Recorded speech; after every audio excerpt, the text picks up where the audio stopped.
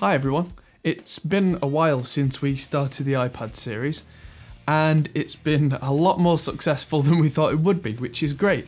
I'm still using my iPad Pro, as you can see, and it's been absolutely fantastic. So over the series, we've had loads of questions from you guys, which have come down in the comments of the previous episodes, so I'm going to address as many of these questions as I can now, so that we can help you all get started. So, the first question that we've had. Why can't I power my interface from my iPad? Well, if you've got a separate audio interface that you plug it into your iPad using one of these two connectors, which we'll come on to in a minute, unfortunately the iPad can't output very much power. It can take quite a lot of power to charge, but it can only output about 20 milliamps, I think it is, which is not very much. The standard USB power is 500 milliamps, which is why audio interface manufacturers design them that way, so that PCs and Macs can power the entire thing off USB, but that was never really supposed to be the idea with iPad. Now you can get tiny little interfaces like the Apogee Jam, which is just a one channel thing, that can be powered straight off the iPad. But most of them, that's unfortunately not the case. What you need to do is you either need to plug in a separate power supply for your interface, or you need to use a powered USB hub, which is something that I did in one of the previous episodes. I'll link that in the description.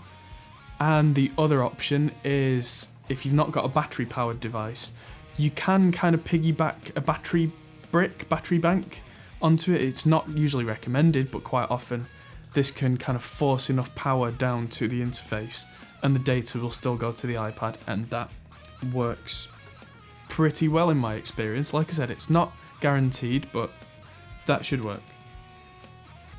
Okay, so a lot of the questions that I've had are to do with this new USB 3 version of the camera connector.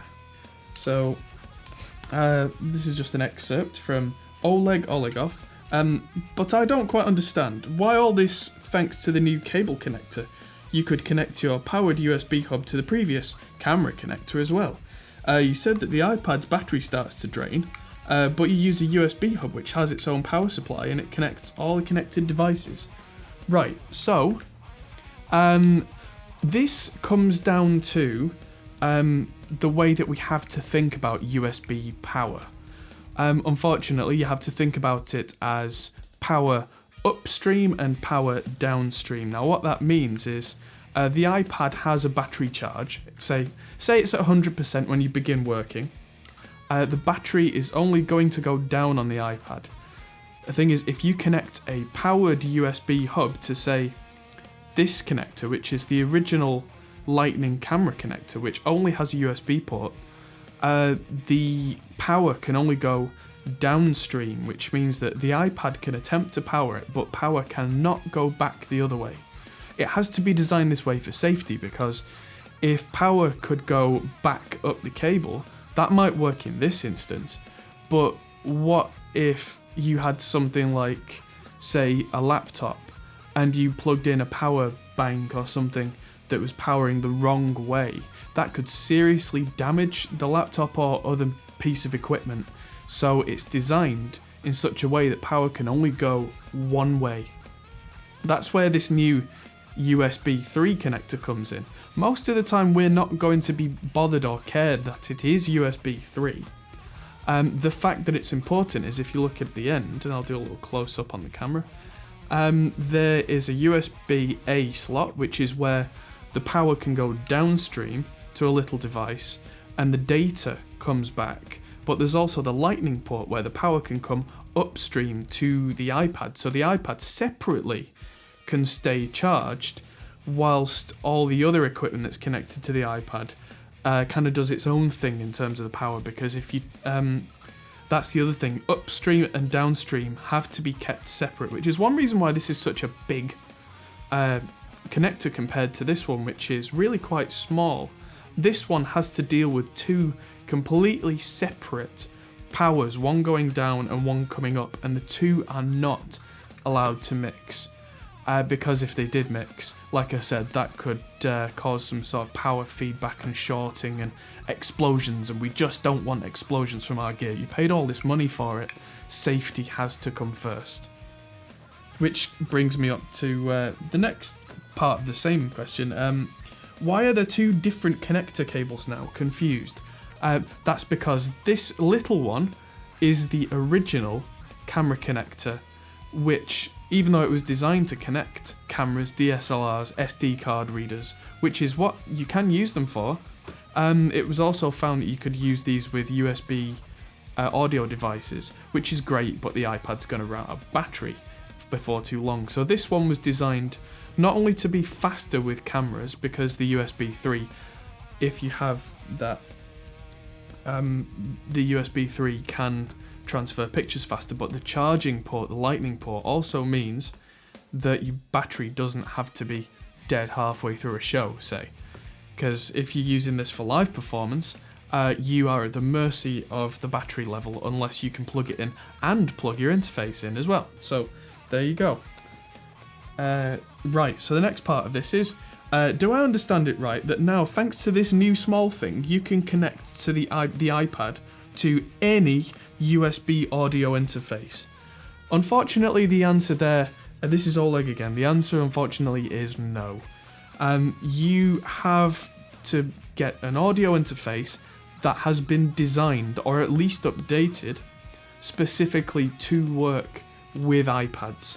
Usually you'll find that they're called class compliant. Now, there are a lot more interfaces out there than there used to be that will work with an iPad. I know that Focusrite do their iTrack Solo and a couple of other ones. Audience ID 4 and 14 and 22 all work class compliant. The RME Babyface that I have, you have to turn it on in a certain way, holding down some buttons, but it becomes in a class compliant mode, which means that then that will work. So not every USB audio interface, especially older ones, won't work, but usually the newer ones are designed to do this because it's something people are asking for. Make sure you check, use Google, make sure that whichever interface you're looking for supports iPad. And the last part of this question, USB 3 Lightning, this one, does this one work with the iPad 2 to 4 and the iPad Air? And the answer is yes, it does.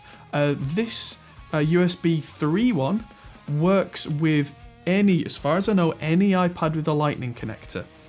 It won't run in USB 3 mode on any iPad that's been released to the end of 2016, other than the 13-inch or 12.9-inch iPad Pro. Even the smaller iPad Pro will not do USB 3 speeds, but they'll all support, as far as I know, the charging on the Lightning cable and the USB output at the same time. It's pretty cool, it's pretty useful. Next question, also from Oleg Olegov. This guy seems to have asked me a lot of questions, and honestly, I want you guys to ask more questions. Keep asking them, because this is giving me fuel for the fire. This is giving me more ammo to work with. So the next question, I think this was his original question before everything, but this deserved a separate answer. Does the iPad Pro support stereo input on its 3.5mm jack? Does the iPad Pro support stereo input in its 3.5mm jack? And there's a short answer to this, and that is unfortunately no. Just to give you a bit of background, this is for any iPad and iPhone as well. The 3.5mm jack was originally designed for a set of headphones and one headset microphone, which is here. So it's actually got 3 rings and a tip, but that's only a mono channel. So that's designed to have one input and 2 outputs. And the other thing is, it's not very good quality, which is why we end up using audio interfaces. It was never designed for anything other than making calls, and calls are not the most high audio fidelity, so that was never a priority. So the preamp and converter chips and everything for that were not designed to be used for professional audio. You'd have to, for stereo recording, get something like an Audience i14 with 2 inputs, or another stereo audio interface. And another question, which apparently was part of the same question, but this deserves a separate answer. Will recording quality vary depending on which app for recording I will use? As far as I know, no, the recording quality will not vary. Because I think every program that I know of, so that's Auria, Cubasis, GarageBand, they all record lossless audio, as far as I know. So they are identical in terms of sound quality. The big differences in the apps are the functionality and how easy you find it to use, how advanced you want your usage case to be, which is one of the reasons why I'm going to go back and do GarageBand versus Auria versus Cubase. Another question, this is from Derry Atkins. And this is actually two questions that I'll answer together. Given all the apps we audio professionals will want to have, will 128 gig be enough, or should I go for the 256? And also Louis Luzuka asked how big is your iPad Pro storage, which is on the same kind of lines. My iPad Pro is the 128 gig model, and if anything, for me, that's plenty. If they'd made a 64 gigabyte model, I would have been happy with that. 32 is not enough to work with multi-channel audio, because by the time you've got all your apps and your synths and everything going, you've probably only got maybe 10 gigabytes free, which is fine for one project or two, but if you're working on songs all the time, a multi-track song that maybe has 30 channels, even if it's only a 4-minute song, that might add up to something like 2 or 3 or 4 gigabytes very quickly. So if you want to be working on several tracks, make sure you're backed up regularly. If you don't back it up through iTunes regularly, you'll lose everything, and you really don't want that to happen. But if you're out on the road, say, and you're working on several songs, the 128 gig is probably the way to go. 256 is overkill. That is way too much. Unless you're working on something like 4K video, in which case I don't know yet of any video editing software that is really kind of high quality enough and has enough features to be warranting using with 4K footage on iPads and iPhones yet. I mean, yeah, the kind of Final Cut version that you can get on an iPad, it's cute and it can be useful for quick little things, but for professional cuts and timings and transitions and all the effects and colour imagery that we do, it's just not there yet. So that kind of storage space is just way too much. Okay, so there's a lot of questions here, so I'm going to do a second part of this, and I'm going to release that later in the week as a separate video. I'm going to link that here when it comes out. In the meantime, that's just going to be the best for viewer. Also, I'm going to put the most recently uploaded video here.